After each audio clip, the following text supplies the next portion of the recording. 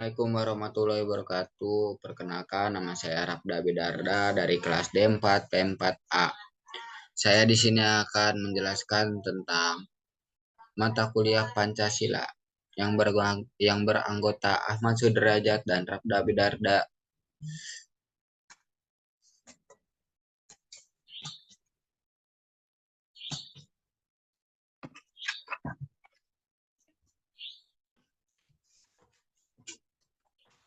Maaf teman-teman, di sini agak lama karena laptopnya kurang mendukung ya teman-teman. Sebentar.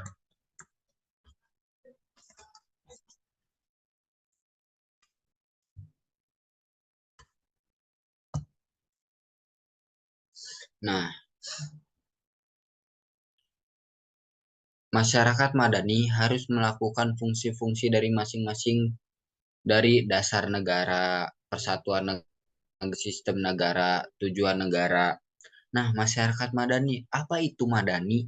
Madani sendiri berasal dari bahasa Arab yang artinya civil atau civil Z yang artinya beradab. Nah, ini contoh masyarakat yang beradab.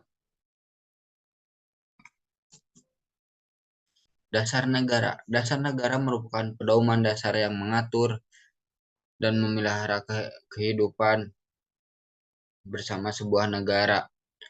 Pancasila juga menjadi dasar bagi masyarakat dan pemerintah dalam menjalankan berbagai aspek kehidupan seperti ekonomi, pendidikan, sosial, dan budaya, serta lainnya. Sebagai masyarakat madani, kita harus menjunjung tinggi nilai-nilai Pancasila dan tidak boleh menyimpang dari sila-sila yang ada, sehingga hukum dan peraturan yang sudah kita taati menjadi tujuan untuk menjaga hak kita sebagai warga negara.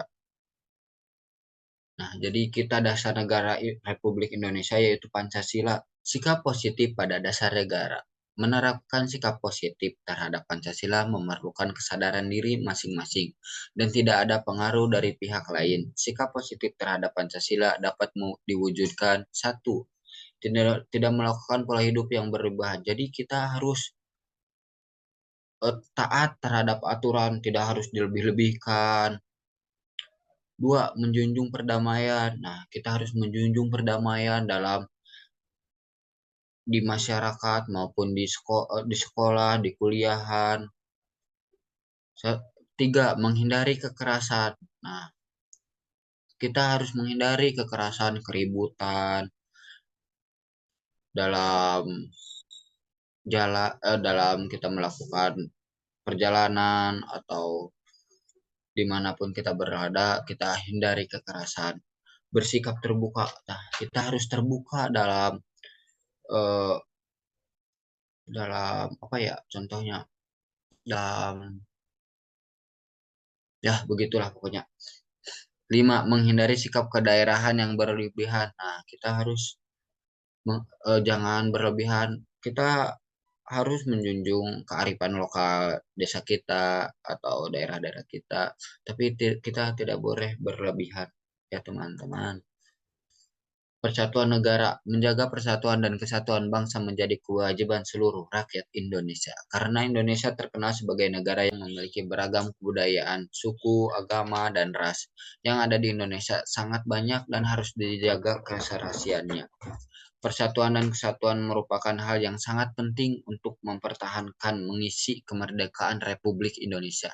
Sebagai masyarakat madani, kita harus berperan aktif dalam menjaga persatuan tuan bangsa dengan cara menghargai dan menghormati setiap perbedaan yang ada di masyarakat. Nah, ini contoh gambar, ada sedikit contoh gambar di Indonesia dengan segala perbedaannya, perbedaan antar suku, agama, dan ras. Nah, ini persatuan Indonesia dengan segala berbeda tetapi tetap satu. Ini agama, perbedaan antar agama, walaupun kita berbeda agama tetapi kita tetap satu, Indonesia. Perbedaan suku, Sistem negara. Sistem pemerintahan merupakan hal yang mendasari negara. Dapat dikatakan bahwa sistem negara sudah tercantum pada Pancasila sila keempat, kerakyatan yang dipimpin oleh hikmat kebijaksanaan dalam permusyawaratan perwakilan. Indonesia saat ini menganut sistem pemerintahan presidensial, di mana adanya pemisahan kekuasaan yaitu eksekutif, legislatif, dan yudikatif. Sistem negara, peran masyarakat madani dalam sistem negara harus berperan aktif dalam pembangunan negara, mengawal jalannya pemerintahan dan berpartisipasi dalam demokrasi pemilihan umum serta memberikan kritik dan saran yang bersifat membangun negara. Kita di Indonesia seperti kampanye, ada pemilihan suara juga. Tujuan negara. Tujuan berdirinya negara Republik Indonesia terdapat dalam pembukaan Undang-Undang Dasar 1945 pada alinea keempat sebuah disebutkan ada 4 tujuan berdirinya negara Republik Indonesia, yaitu melindungi segenap bangsa Indonesia dan seluruh tumpah darah Indonesia. Indonesia merdeka. Tujuan tujuan negara memajukan kesejahteraan umum. Nah, ini contoh adilnya pemerintahan, diadakannya BPJS bagi rakyat yang tidak mampu, kartu peserta program keluarga harapan, kartu keluarga sejahtera. Dengan adanya ini, semua masyarakat bisa dibantu.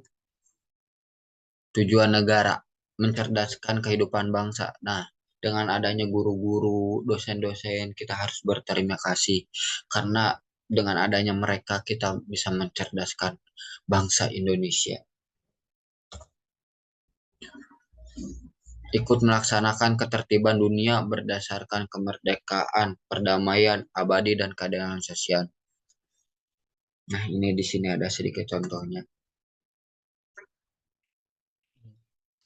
Ya, selanjutnya saya Ahmad Sudrajat akan melanjutkan presentasi tentang peran Pancasila dalam mewujudkan pendidikan yang selaras dengan Pancasila sila kelima, di mana Pancasila sila kelima adalah keadilan sosial bagi seluruh rakyat Indonesia.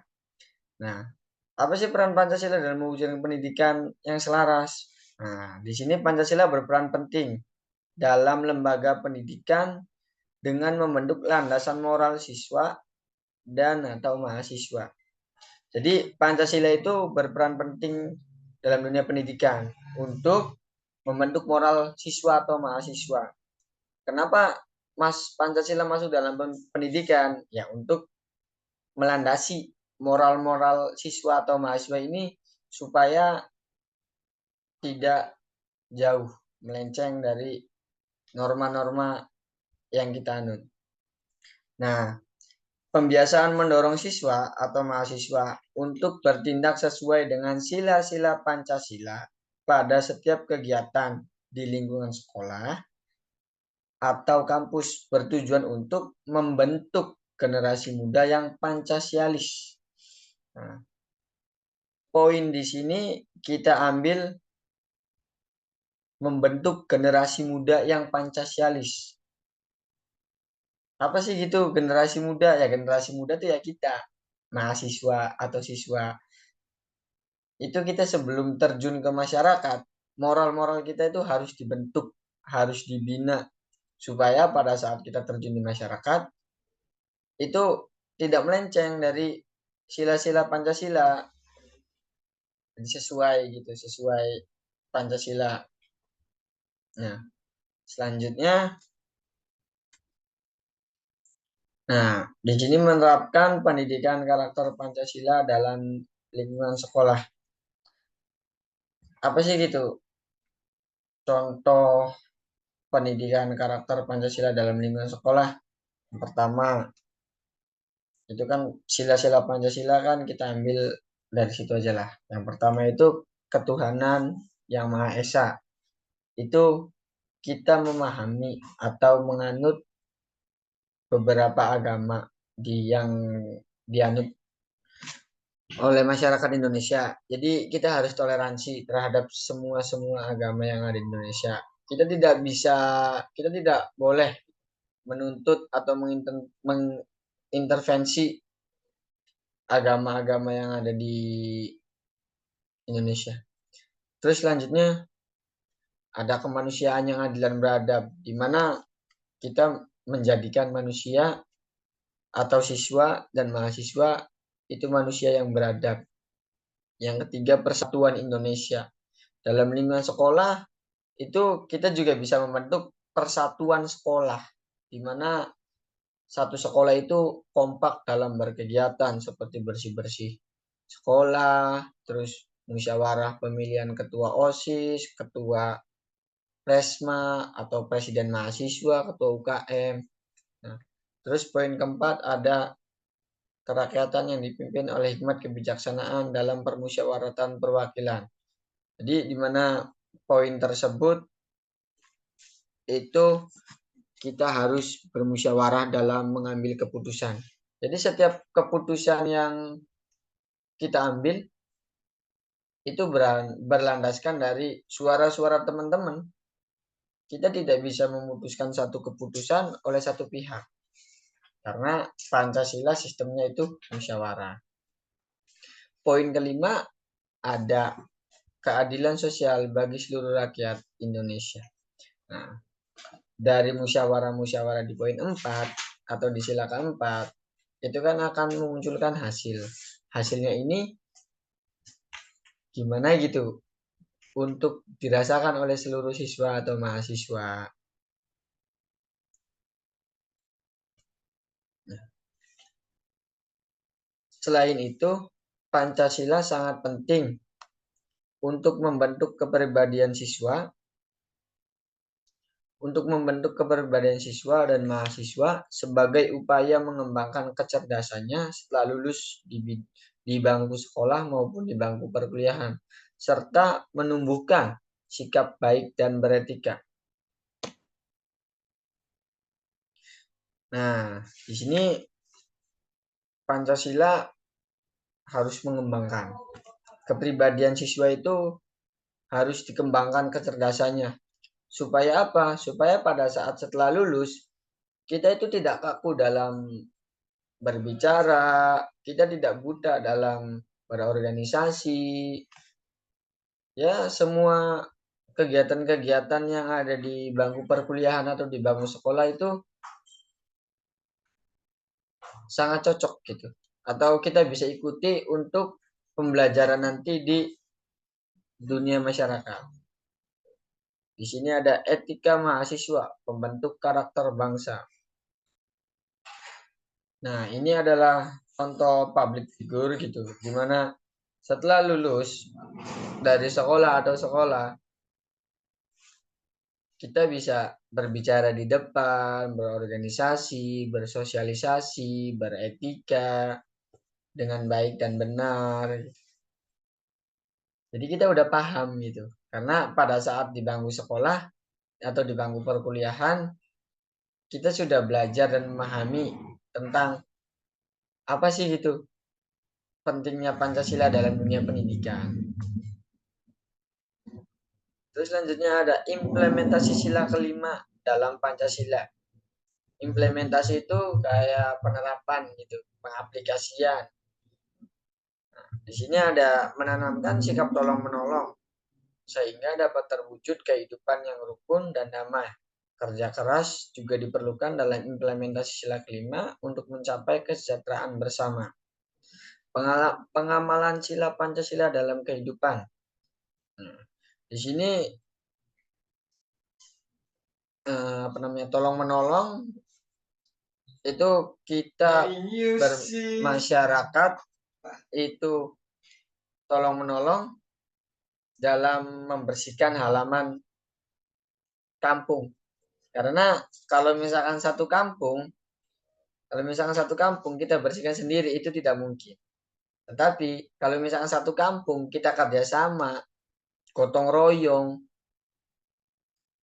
itu kita akan hidup secara rukun dan damai. Dengan rukun dan damai, kita bisa mencapai kesejahteraan bersama, di mana lingkungan kita bersih, lingkungan kita sehat. Jadi setelah kita udah kerja nih, lulus, sudah kerja, pulang kerja itu, wah bisa rileks, bisa ngobrol sama tetangga, sama pedagang yang lewat gitu sambil bersosialisasi, bernegosiasi, gitu kan. Nah, di sini ada contoh kerjasama. Di sini ada membersihkan selokan. Nah, di sini membersihkan selokan setelah terjadi banjir ya. Kelihatannya ini banjir kan. Nah, terus sikap tolong menolong karena kita hidup di dunia ini tidak bisa gitu kita sendirian. Maka kita harus tolong menolong sesama makhluk hidup. Nah, di sini selanjutnya ini ada gambar membersihkan sampah-sampah dari halaman-halaman sekitar gitu. Supaya apa sih dibersihkan ya? Supaya halamannya itu bersih, nyaman, asri. Nah, setelah kita gotong royong, membantu, membersihkan, maka terjadilah hidup rukun dan damai. Selanjutnya, implementasi nilai Pancasila kelima dalam pembelajaran adalah berdiskusi.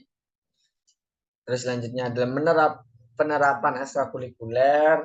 Selanjutnya ada peduli antar sesama, menumbuhkan sikap nasionalisme, peduli terhadap lingkungan, serta disiplin. Di sini ekstrakurikuler itu kan di sekolah atau di SMA, SMK sederajat itu ada PMR, Pramuka, Kepramukaan, Paskibra, dan eskul-eskul yang lainnya. Nah, sedangkan kita di bangku perkuliahan itu ada yang namanya UKM, Hima. Nah, kita juga bisa ikut aktif di dalamnya. Nah, selanjutnya ada peduli sama. Nah, di sini itu peduli sama untuk korban bencana. Jadi pada saat kita melihat ada bencana di satu lokasi, kita juga bisa menolong dalam bentuk tenaga, pikiran, ataupun kita juga bisa menolong dalam bentuk materi, sembako, bahan pangan. Setidaknya kita sebagai manusia yang pancasialis itu bisa ikut membantu menolong sesama hidup gitu kan. Selanjutnya ada menumbuhkan sikap nasionalisme.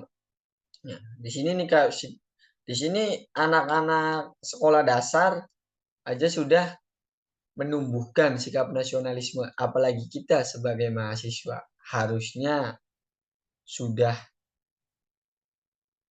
tumbuh gitu sikap-sikap nasionalisme, di mana kita harus membanggakan, membela nama baik bangsa dan negara Indonesia. Setelah nasionalisme ada peduli terhadap lingkungan serta disiplin.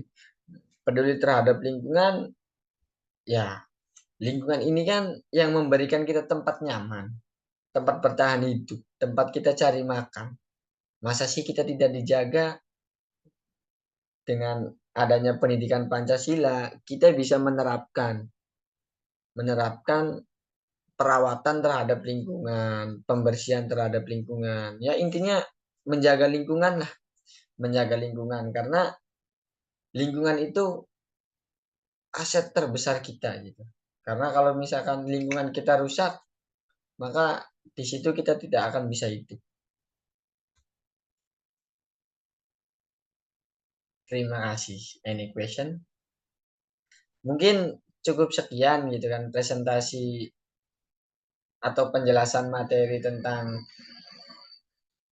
pendidikan Pancasila itu di mana masyarakat madani harus melakukan fungsi-fungsi dari dasar negara, persatuan negara, sistem negara, dan tujuan negara. Selanjutnya, dalam peradaban dunia pendidikan membutuhkan masyarakat yang madani. Gitu. Peran peran Pancasila dalam mewujudkan pendidikan yang selaras dengan sila kelima. Nah, mungkin cukup sekian penjelasan yang saya bisa sampaikan. Kurang dan kurangnya mohon maaf. Wabillahi taufiq wal hidayah. Assalamualaikum warahmatullahi wabarakatuh.